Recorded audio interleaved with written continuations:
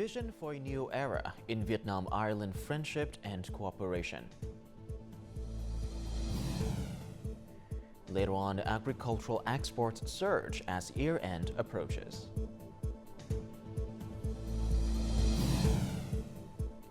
And in our world news, Israeli airstrike hits central Beirut.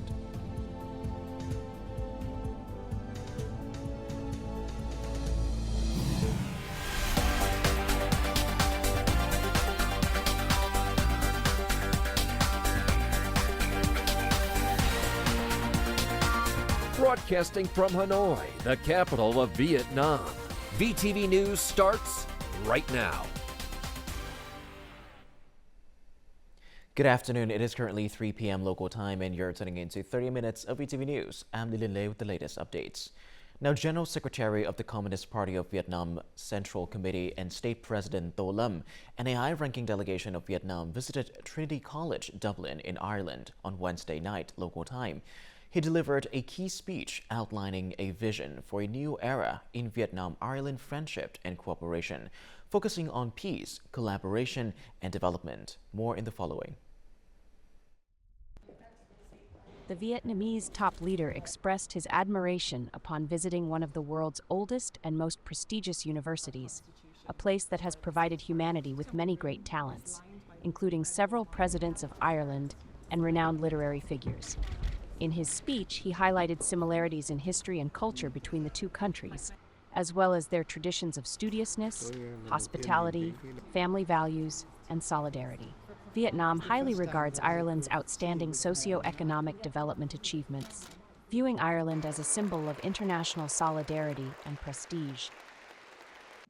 For Vietnam, this is a period of significant strategic opportunity, a critical phase in nation-building for a new era. I call it the era of Vietnam's rise. For Ireland, this is a pivotal time to complete its National Development Framework 2040. To fully capitalize on these strategic opportunities, I emphasize the importance of actively shaping new spaces for development that benefit and bring prosperity to both nations. In the era of the fourth industrial revolution, and possibly the fifth in the future, development must be driven by innovative growth models. It must focus on science, technology, innovation, and a high-quality workforce as the foundation. Concluding the speech, he expressed hope that Vietnam and Ireland would continue to stand shoulder to shoulder and work closely towards stronger ties in the future. This collaboration would serve the interests of both nations' people and contribute to a future of peace, stability, cooperation, and development in their respective regions and the world. As of now, the disbursement rate of public investment in Ho Chi Minh City remains stagnant at nearly 20%, showing no signs of improvement. During the September regular meeting held earlier this week, the city's leader emphasized that every effort must be made to accelerate public investment disbursement. By September 30th, Ho Chi Minh City had disbursed just over 20% of the more than $3.2 billion USD allocated for public investment in 2024. The Ho Chi Minh City Statistics Office noted that the sluggish disbursement has significantly impacted the construction sector and other industries. Firstly, the city is currently finalizing the review to develop a new master plan aligned with its strategic development vision. As a result, ongoing projects must be reassessed to ensure they align with the forthcoming urban planning and development goals, causing some delays to accommodate this requirement. Despite the low disbursement of public investment and only 1 quarter remaining for implementation, Ho Chi Minh City has no plans to revise its disbursement target. The city is prioritizing resolving obstacles to achieve at least 95% of the allocated capital plan. The People's Committee will review the groupings and report to the monitoring teams established by the Standing Committee to ensure focused attention. This is a key task that the entire political system must prioritize until the end of the year to achieve the best outcomes. Accelerating public investment disbursement over the remaining 3 months of the year is crucial for driving economic growth and attracting further investment. If any challenges arise, report them to the chairman and vice chairman. If unresolved, escalate them to the Secretary. We must complete this task. Otherwise, it could have significant consequences. Ho Chi Minh City's leaders have called for an acceleration of investment and construction progress on key transport projects, including belt roads and metro lines. Once the general plan is approved, implementation is coordinated effectively to maintain project timelines and meet public investment disbursement targets. Dong Nai is on track to meet its foreign direct investment or FDI targets for the 2021 to 2025 period by the end of this year, according to the Dong Nai Industrial Zones Authority. The province has attracted over $4.8 billion in FDI from 2021 through the third quarter of 2023. Total investment is anticipated to reach between $5 and $6 billion by year's end. In the past 9 months alone, Dong Nai's industrial parks have welcomed more than 69 new FDI projects, with a combined registered capital of nearly $700 million. The swift disbursement of these funds is expediting project implementation, bringing significant benefits to both businesses and the local economy.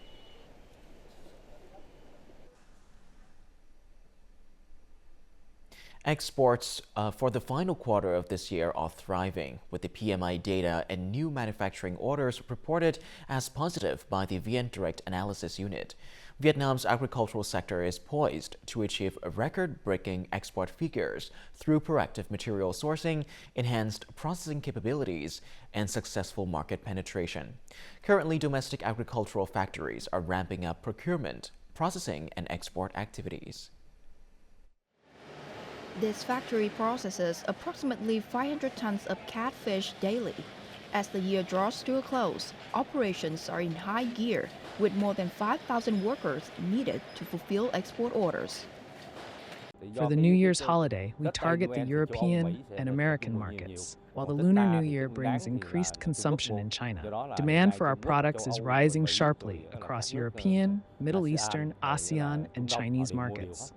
Our factory has made significant investments in equipment and facilities to strengthen our export capabilities to the U.S. market. Orders for products such as rice and fruits have surged 3- to 4-fold compared to earlier this year. On average, we purchase about 2,000 tons of rice daily, primarily serving our traditional markets in Asia and Africa. We've attracted many new clients, leading to a significant rise in orders. The quality of Vietnamese durians has improved remarkably, surpassing that of leading countries in the market. Vietnam's agricultural products benefit from year-round availability and steadily improving quality. Investments in deep processing techniques, product diversification, and market expansion are set to propel this billion-dollar sector towards accelerated growth and explosive success in the coming months. In September, Vietnam's fruit and vegetable export reached nearly $1.2 billion, a 72.5% increase compared to the same period last year. This achievement marks the first time the sector's monthly export turnover has exceeded $1 billion. As a result, the total export turnover for the first 9 months of the year now matches last year's figures. China remains the largest importer among Vietnam's top 10 produce export markets, with a 36% surge in turnover over the 9-month period. Other markets, including the United States, South Korea, and Thailand, also reported impressive growth, with increases ranging from 35% to 90%. To sustain this momentum, the fruit and vegetable industry will need to focus on improving quality and production to meet growing market demands. According to the 2021 to 2030 plan for the Vietnam-China land border, there will be 26 border gates by 2030, including 14 international ones. The Prime Minister has directed border provinces to coordinate with the Ministry of Finance to develop a master plan. In response, the General Department of Customs and localities are preparing to enhance clearance capacity, aiming to boost cross-border trade. Although 6 non-state-funded projects have been invested in building technical infrastructure at the Hue My International Border Gate, the export-import goods gathering points here are overloaded. This enterprise is undergoing digitization to participate in the implementation of a smart border gate and plans to expand the parking area fivefold. We aim to elevate the Hanoi International Border Gate into one of the region's most modern logistics hubs. By applying digital technology, we will reduce costs for businesses and create the best possible conditions for import-export enterprises. The Prime Minister has approved the proposal submitted by the Langsan People's Committee for a smart border gate. This will allow goods to move 24/7 and improve management. Recently, infrastructure at the Vietnam-China border gates has been significantly upgraded, but still falls short of meeting the rapidly growing import-export demands. Local customs authorities are advising provincial governments on developing border gate systems to further enhance trade capacity. Local customs authorities are required to coordinate with the management boards of border gate economic zones to ensure compliance with customs supervision conditions, including personnel arrangements, supervision locations, and equipment. Provinces along the Vietnam-China border are quickly finalizing plans to develop border gate areas that will support trade, logistics, tourism, and services, aligning with the potential and growing trade demands between Vietnam and China. The Ministry of Agriculture and Rural Development is mobilizing resources to restore agricultural production in the wake of recent floods. They are developing plans for a flexible, safe, and effective recovery. The ministry is assessing local needs for seedlings, medicines, and chemicals, while also seeking support from benefactors for donations of seedlings, livestock, and fertilizers to help communities rebuild their livelihoods. Local authorities are urged to guide the implementation of disease safety measures. Before resuming livestock farming, thorough cleaning and disinfection must take place. Vaccination should be organized promptly with ongoing monitoring to identify any pathogens.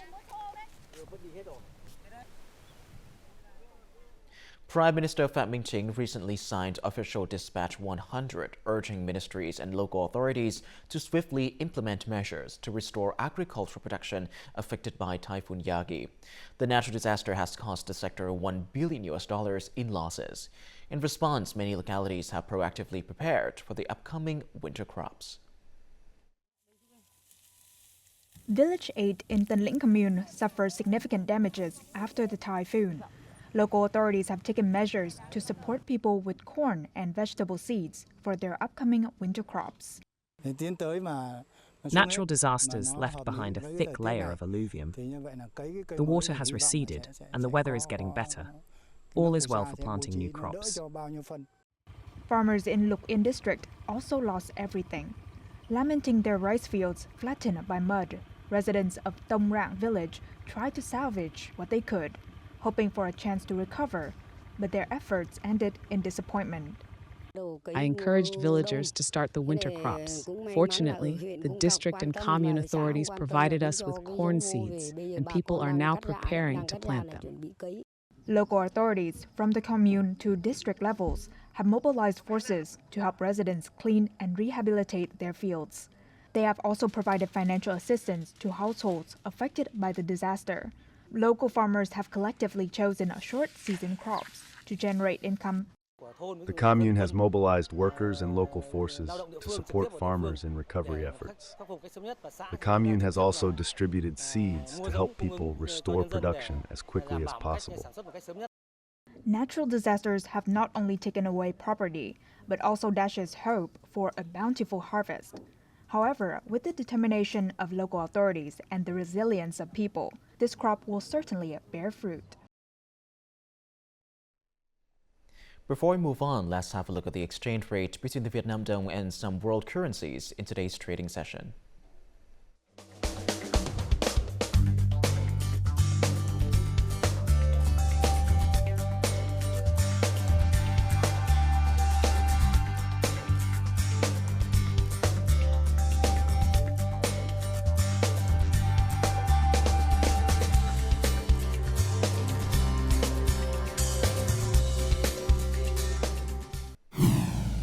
Coming up next on VTV News. Khánh Hoa's efforts to combat IUU fishing and enhance disasters response. Later on, Hanoi aims for UNESCO recognition as a global learning city.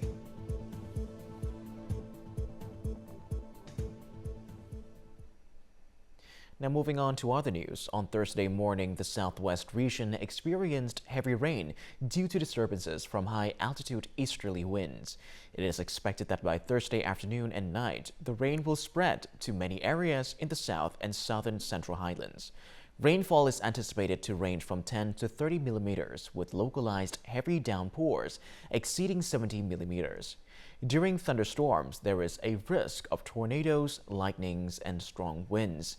Additionally, hillsides and small streams in the south and central highlands may be vulnerable to landslides and flash floods. In the south, heavy rain combined with flooding from the rising Mekong River poses a significant risk of flooding in low-lying areas, riverbanks, and regions outside the dikes. That is particularly concerning in An Giang, Đồng Tháp, Lang Van provinces and the lower reaches of the Mekong River. Residents in these areas are urged to remain vigilant and take necessary precautions.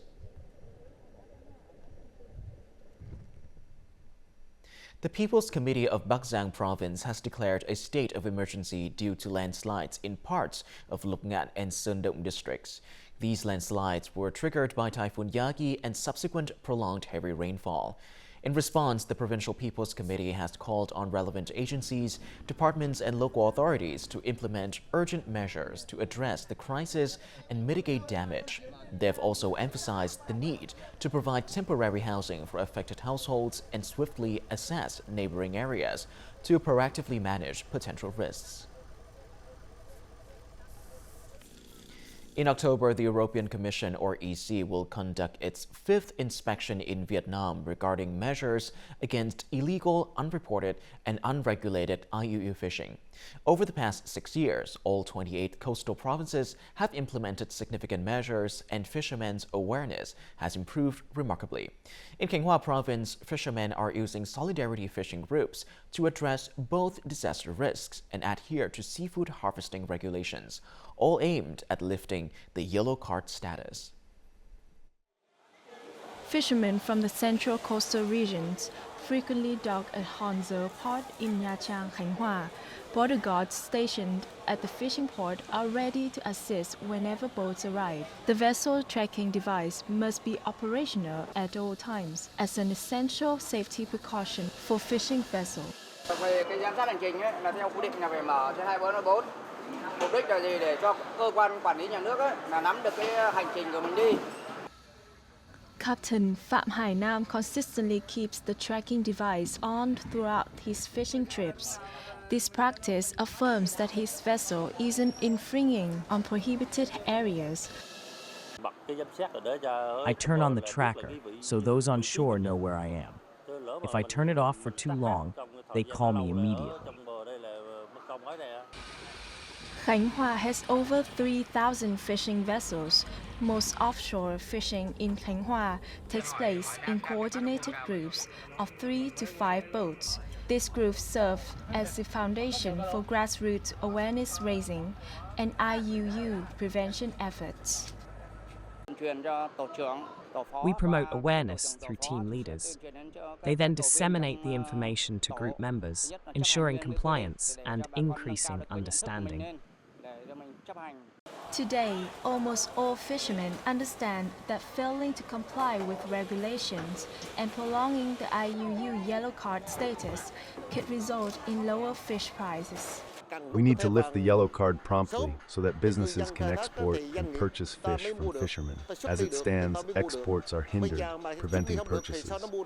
The central coastal regions face challenges in combating IUU fishing due to fleets operating across vast and varied marine territories for extended periods. In Khánh Hòa, over 120 vessels fall into this category. To address this, local authorities are working with coastal communities to provide timely support to fishermen during stormy seasons. Vietnam's forest carbon absorption potential is estimated at 165.6 million tons per year, according to new data presented at a workshop on forest carbon. The event, organized by the Forestry Department in Hanoi on Thursday morning, focused on creating new financial resources for forest protection and development. The data reveals regional differences in carbon absorption capacity, with the Central Highlands leading at 46 million tons, followed by the South Central Coast at nearly 36.5 million tons. The Southeast and Central Highlands each contribute over 27 million tons, while the Northeast adds more than 12 million tons. The Southwest provides 6 to 7 million tons, and the Northwest contributes just over 1.3 million tons. It's important to note that these figures reflect improvements over time rather than forest quality. The workshop aims to accelerate policy development for managing forest carbon credit revenues, particularly to facilitate World Bank payments to localities. Hanoi's Department of Education and Training is working diligently to implement comprehensive educational initiatives for learners as the city is determined to achieve UNESCO recognition as a global learning city in the near future. More in the following story. One student has a passion for the zither, while another is captivated by the moon lute. Their school has fostered an environment that allows them to excel academically while exploring their artistic talents. As a result, these two students proudly claimed the Gold Cup at the 11th Asia Arts Festival in Vietnam. Promoting holistic learning is a key criteria for a global learning city. I'm really happy to be studying school subjects while pursuing my passion. I feel more motivated, and this reinforces my belief in pursuing a professional art career. UNESCO's Global Learning City initiative also emphasizes the integration of modern learning technologies. Digital libraries and free online resources offer learners the flexibility to choose their study times and locations. It will help me learn better and more easily. Hanoi is striving to meet UNESCO's criteria for a global learning city. October 2nd marks the launch of a week dedicated to promoting lifelong learning, aimed at enhancing education in schools while also expanding learning opportunities for everyone. We are collaborating with local authorities to support community libraries and cultural centers. Fostering self-directed learning and lifelong education is crucial, as it is a foundational criteria for UNESCO's recognition of Hanoi as a learning city. I think Hanoi has all the attributes already to become a learning city. It's a city that prioritizes learning, lifelong learning, as demonstrated by the activity today. Forward to support the candidacy of Hanoi and to work with you closely in the months to come. Even in their 70s, these elderly residents are committed to learning English. They study for joy, knowledge, and a happier life. This commitment reflects the core mission of a global learning city, to promote lifelong learning for all. Coming up next in our world news, Israeli airstrike hits central Beirut.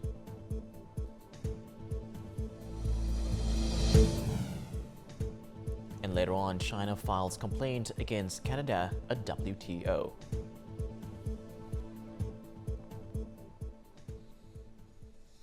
Now moving on to our world news, on Wednesday night, Israel launched an airstrike targeting the Hezbollah-affiliated Health Authority Center in the Al-Batroura area of central Beirut. The attack sparked a massive fire and caused significant damage to nearby houses and parked vehicles. Ambulances and civil defense teams rushed to the area for rescue operations. The Lebanese Ministry of Public Health reported that at least 5 people were killed and 11 others injured in the airstrike.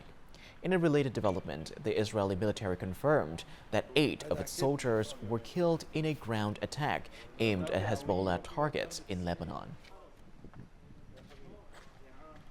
China on Wednesday announced that it had filed a complaint with the World Trade Organization WTO, requesting a ruling on the new tariffs imposed by Canada on Chinese electric vehicles and metal products.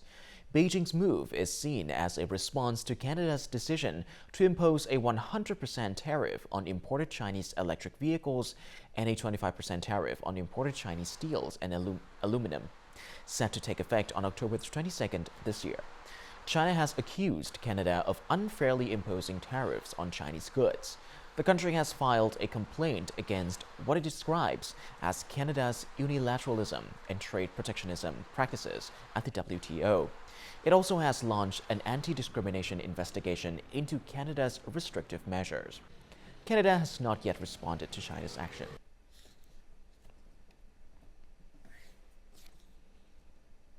In Jordan lies a city over 6,000 years old that was once buried by an earthquake and later excavated.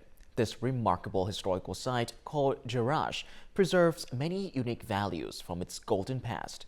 Located about an hour's drive from Jordan's capital, Amman, Jerash flourished during the prosperous era of the Roman Empire. It is now considered one of the best preserved Roman ruins in the world. Join VTV reporters as we explore Jerash and uncover its fascinating features.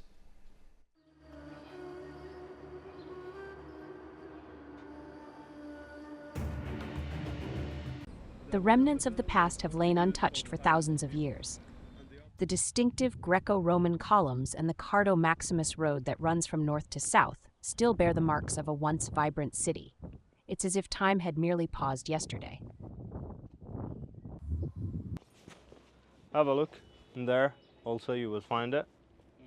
Yeah, so it's all because of the church 2,000 years ago. Jerash was once one of the wealthiest and most developed cities within the famous Decapolis League during the Roman Empire. A devastating earthquake in the 6th century turned Jerash into a deserted land. However, the desert sands preserved the city from human destruction. Over 1,000 years later, when it was excavated, Jerash emerged as a world frozen in time. So in here we are in the agora, or the market, of the ancient site, and it has an octagon shape, so which means 8 shops around the area, and those 4 platforms with the deers and the lions in there. This one should be a lion, but it's broken, and it was used to cut it's a marble.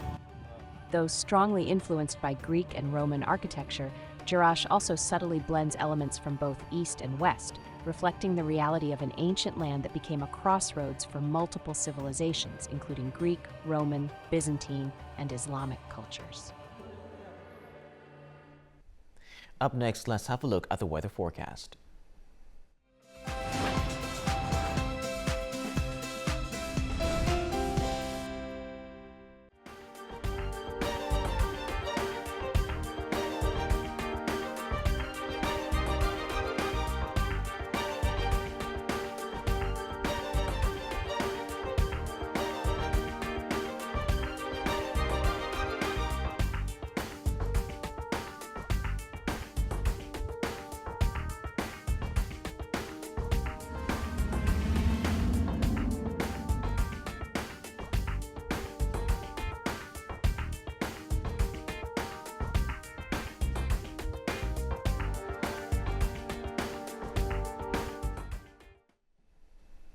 And that is all that we have this hour on VTV News. To rewatch our program, you can visit our website, our YouTube channel, or download a mobile app, VTVgo, for more. Thank you for watching, and goodbye for now.